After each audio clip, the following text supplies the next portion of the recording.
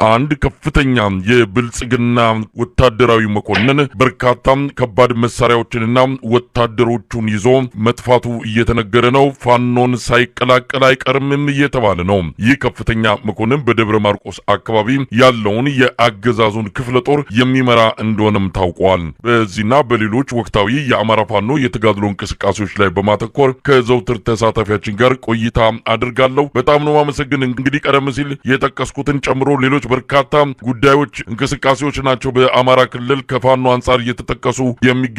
ውጊያዎች አሁንም እየተካሄዱ ነው። ከምንም በላይ ወታደሮች እየኮበለሉ በከፍተኛ ቁጥር ፋኖን የሚቀላቀሉ መሳሪያቸውን ይዘው የሚጠፉት ቁጥር እየጨመረ መጥቷል። የአብይ አህመድ ወታደራዊ አዛዦች ጉዳዩ ያስጨነቃቸው ይመስላል። በተለይ ከወታደራዊ መኮንኑ መጥፋት ጋር ተያይዞ እነ ጀነራል ብርሃኑ በቀለ አስቸኳይ ስብሰባ መቀመጣቸውም ነው የሚነገረው። እስቲ በአጠቃላይ በአማራ ክልል ስላለው ወቅታዊ ሁኔታ ያለፉትን 2 ቀናት ምን መረጃዎች እንዳሉ ብታካፍልን። አመሰግናለሁ መሳይ።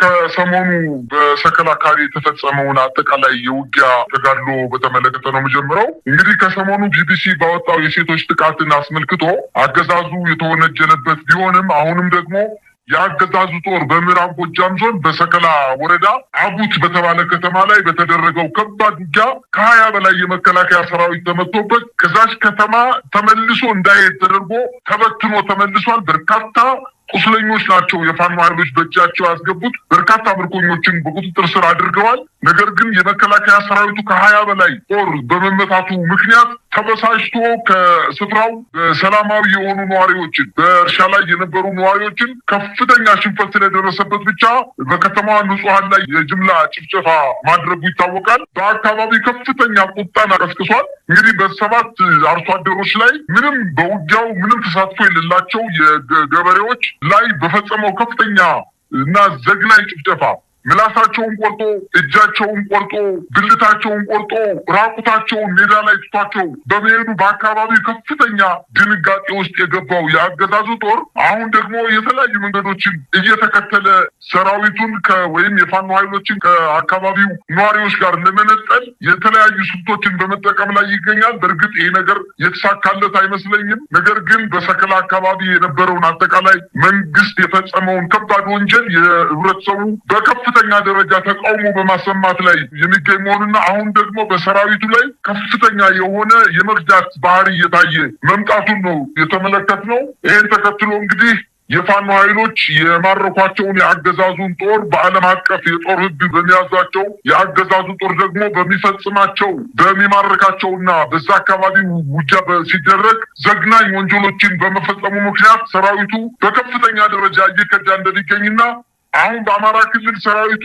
ፈርሷል ማለት በሚያስችል ደረጃ የተወሰኑ ጥቂት ታማኞች ከበባ በመፈጸም ሰራዊቱን ወደ ግዳጅ ቀጠና ሲወስዱ ከበባ ፈጽሞ ነው ወደ እሳት ባህር ውስጥ እየከተታቸው የሚገኙት እንጂ የመዋጋት ሞራል የለውም። ባገኘው አጋጣሚ ሁሉ እየወጣ ከፋኖ ኃይሎች ጋር እየተቀላቀለ እንደሚገኝ ነው መረጃዎች የሚያመላክቱት። ወደ ወታደራዊ ዜናዎች ሲሄድ እንግዲህ አፋባሃ ምዕራብ አማራ ቀጠና እንዳስታወቀው ከቡሬና ከሰከላ የፋኖ ኃይሎች ለማፈን በሌሊት ተጉዞ በከፍተኛ ደረጃ ተመቶ እንደተመለሰና በዚህ አካባቢም ተጨማሪ ውጊያዎች እየተደረጉ እንደሆነ ነው መረጃዎች የሚያመላክቱት። ይህ በእንዲህ እንዳለ በደቡብ ጎንደር አለምበር በምትባል ከተማ ላይ ከፍተኛ ውጊያ መቀስቀሱን በትናንትናው ዕለት ለማወቅ ተችሏል። ይሄን በሰሜን ሸዋ እንዲሁ ምንጃር ወረዳ አረርቲ ከተማ ላይ በሚገኘው የአገዛዙ ጦር ካምፕ ላይ የፋኖ ኃይሎች ከበባ በመፈጸም ተኩስ በመክፈት በአገዛዙ የኮማንዶ ጦር አባላት ላይ በከፍተኛ ድምሰሳ መፈጸማቸው ታውቋል። አፋባሃ ደቡብ አማራ ቀጠና አሳምነው እዝ እንዳስታወቀው በከተማዋ ላይ የነበረውን የአገዛዙን ጦር በሌሊት ከበባ በመፈጸም በርካታ የጦሩን አባላት መግደላቸውንና የተተኳሾችን ማርከው መውሰዳቸውን አስታውቀዋል። እንዲሁም በጎንደር ቀጠና መተማ፣ አርማጭሆ፣ ጉና በጌምድር ወረዳዎች እንዲሁም ክምር ድንጋይ በጉና በጌምድር ከተማ ክምር ድንጋይ ከተማ ዘልቀው በመግባት በፈጸሙት ማጥቃት በሰራዊቱ ላይ ከፍተኛ የሆነ ሙትና ቁስለኛ አድርገው መሄዳቸውን አያይዘው ጠቅሰዋል። ይህ በእንዲህ እንዳለ የአማራ ፋኖ ብሔራዊ ኃይል ምስራቅ አማራ ቀጠና ሚኒሊክ ዕዝ በሰሜን ወሎ ድላንታ ወረዳ ፀሐይ መውጫና ከላሊበላ አቅራቢያ ድቡ ቡኮ ከተማ ላይ በተደረገ ውጊያ ብዛት ያለው የአገዛዙ ጦር መደምሰሱን አስታውቀዋል። በምዕራብ ወሎ ወግዲ በተባለው ወረዳ በ14 ሌሊት ላይ አብዩ ጎርባ በተባለች ታዳጊ ከተማ ላይ በተፈጸመው የድሮን ጥቃትም የግለሰብ መኖሪያ ቤቶችን ቢመታም ነገር ግን በቤቱ ውስጥ የነበሩ ባልና ሚስቶች ወደ ተለያየ አቅጣጫ ጉዳያቸው በመውጣታቸው ምክንያት ቤቱ ብቻ እንደተቃጠለ ነው መረጃዎች የሚያመላክቱት። በሰሜን ጎንደር እንደዚሁ በቆላ ወገራ አሁንም ከፍተኛ ውጊያ በአዲስ መልክ እንደገና መቀስቀሱን ለማወቅ ተችሏል። ለሳምንታት ያለማቋረጥ በአጅሬ ጃኖራ ሲደረግ በነበረው ጦርነት ከፍተኛ ጉዳት የደረሰበት የአገዛዙ ጦር ተጨማሪ ኃይል በማምጣት በትናንትናው ዕለት በአጅሬ በሚገኘው የአገዛዙ ጦር ላይ ተነስቶ ወደ ተነጠቃቸው ወደ ጃኖራ አካባቢ በመንቀሳቀስ ከበባ ለመፈጸም ያደረገው ጥረት ሳይሳካ መቅረቱንና በከፍተኛ ደረጃ ተመቶ መመለሱ ታውቋል። ይህ በእንዲህ እንዳለ በምስራቅ ጎጃም ዞን በዛሬው ዕለት ቸርተከል፣ ሊባኖስና ደንባ በተባሉ አካባቢዎች በሰሜን ጎጃም እንዲሁም አቸፈር ወረዳ ሊበን ከተማ ላይ ከፍተኛ ውጊያ እየተደረገ ሲሆን በአገዛዙ ጦር ላይ የፋኖ ኃይሎች የተጠና ጥቃት በመፈጸም ከፍተኛ ድምሰሳ መፈጸማቸው ታውቋል።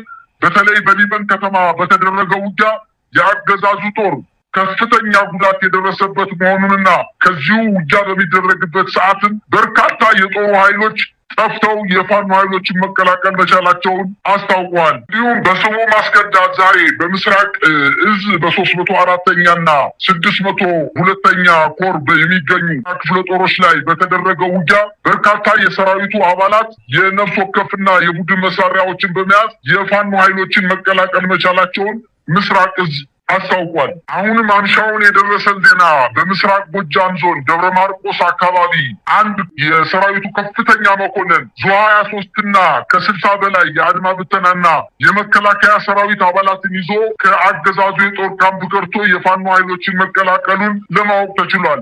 ረሺድ ኢብራሂም የተባለ ከፍተኛ ወታደራዊ አዛዥ ስርዓቱን ከድቶ ፋኖን መቀላቀሉን በዛ አካባቢ የሚንቀሳቀሱ የፋኖ ኃይሎች አስታውቀዋል። የምዕራብ ዕዝ የ401ኛ ክፍለ ጦር አዛዥ የነበረው አንዳንዶቹ ኮሎኔል ነው ይላሉ፣ ሌሎች ደግሞ ብርጋዴር ጀነራል ረሺድ ኢብራሂም የተባለ ሌሊቱን ጠፍቶ ማደሩንና የፋኖ ኃይሎች ጋር በሰላም መቀላቀሉን አስታውቋል። አሁን ደብረ ማርቆስ ዙሪያ የጠፋውን ጄኔራል ለማደን የዛ አካባቢ የመከላከያ ሰራዊትና የአድማ ብተና ኃይሎች ስምሪት ተሰጧቸው ይህንን የከዳውን በርካታ ጦር ይዞ የከዳውን የወታደራዊ ከፍተኛ መኮንን ለማደን በዛ በማርቆስ ዙሪያ ባሉ በሚገኙ ወረዳዎች ላይ ከፍተኛ መሳሪያ በመያዝ እና ከፍተኛ ጦሩን በማሰማራት እንቅስቃሴ እያደረገ እንደሆነና በዚህም ያልተሳካለት የአገዛዙ ጦር በደብረ ኤልያስ የነበረውን የአገዛዙን ጦር ካምፕ ሙሉ በሙሉ ሰራዊቱን አውጥቶ ወደ ደብረ ማርቆስ በማምጣት በደብረ ማርቆስ አካባቢ በሚገኙት ወረዳዎች ላይ አሰሳ ውስጥ መግባቱን ለማወቅ ተችሏል።